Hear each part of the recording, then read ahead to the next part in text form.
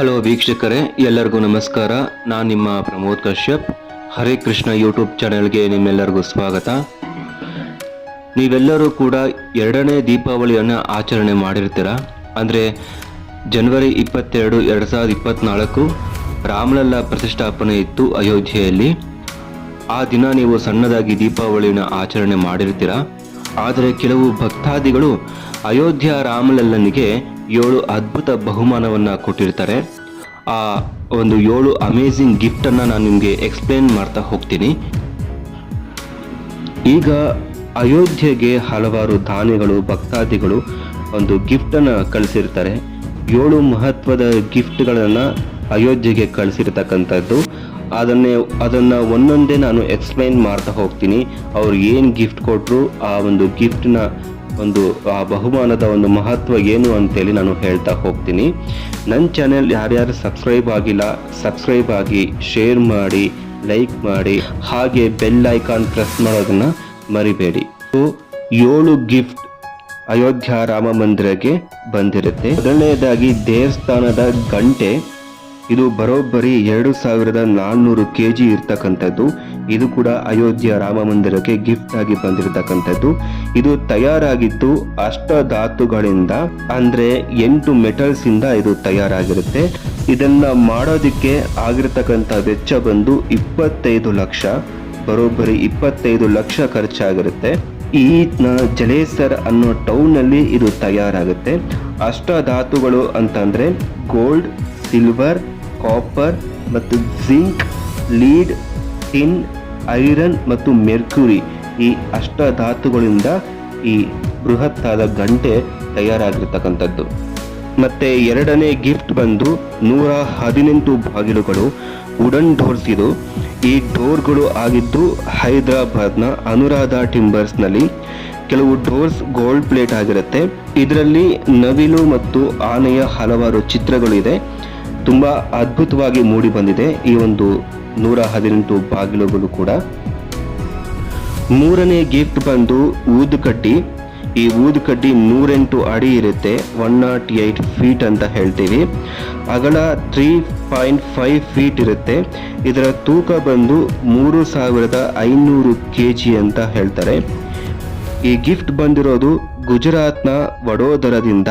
ಇದು 1.5 ತಿಂಗಳು ಉರಿಯುತ್ತೆ ಅಂತೇಳಿ ಮಾಹಿತಿ ತಿಳಿದು ಬಂದಿರತಕ್ಕಂಥದ್ದು. ಈ ಊದುಕಡ್ಡಿಯನ್ನ ಹಚ್ಚಿದಾಗ ಸುಮಾರು 50 ಕಿಲೋಮೀಟರ್ ವರೆಗೂ ಇದರ ಒಂದು ಸುಗಂಧ, ಫ್ರಾಗ್ರೆನ್ಸ್ ಅನ್ನೋದು ಬರುತ್ತೆ. ನಾವು ಇಲ್ಲಿ ಏನಾದರೂ ಈ ಊದುಕಡ್ಡಿಯನ್ನು ಹಚ್ಚಿದ್ರೆ ಇಲ್ಲಿಂದ 50 ಕಿಲೋಮೀಟರ್ನಲ್ಲಿ ಇರತಕ್ಕಂಥ ಜನಗಳು ಕೂಡ ಇದರ ಸುಗಂಧವನ್ನು ಆಘ್ರಾಣಿಸಬಹುದು ಅವರು.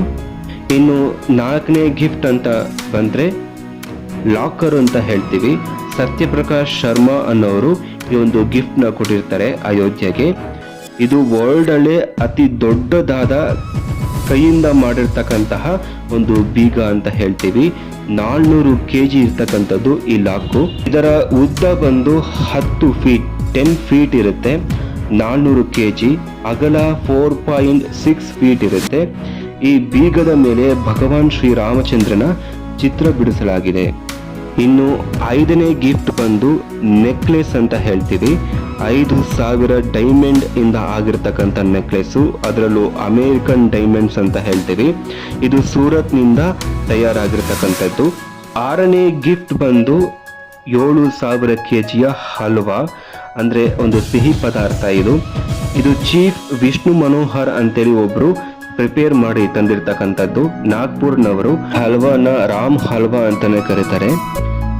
ಇದಕ್ಕೆ 700 kg ರವೆಯನ್ನ ಉಪಯೋಗಿಸಿರ್ತಾರೆ, 700 kg ತುಪ್ಪ, 1120 kg ಶುಗರ್, 1850 ಲೀಟರ್ ಮಿಲ್ಕ್ ಅಂದ್ರೆ ಹಾಲು, 1850 ಲೀಟರ್ ಮಿನರಲ್ ವಾಟರ್ ಮತ್ತು 21 kgಯ ಏಲಕ್ಕಿ ಪುಡಿ ಮತ್ತು 1162 ಬಾಳೆಹಣ್ಣು, 50 kg ತುಳಸಿ ದಳ ಮತ್ತು 300 kg ಕ್ಯಾಶ್ಯೂಸ್ ಅಂಡ್ ರೇಸಿನ್ಸ್ ಅಂದ್ರೆ ಗೋಡಂಬಿ ದ್ರಾಕ್ಷಿಯನ್ನ ಹಾಕಿರ್ತಾರೆ.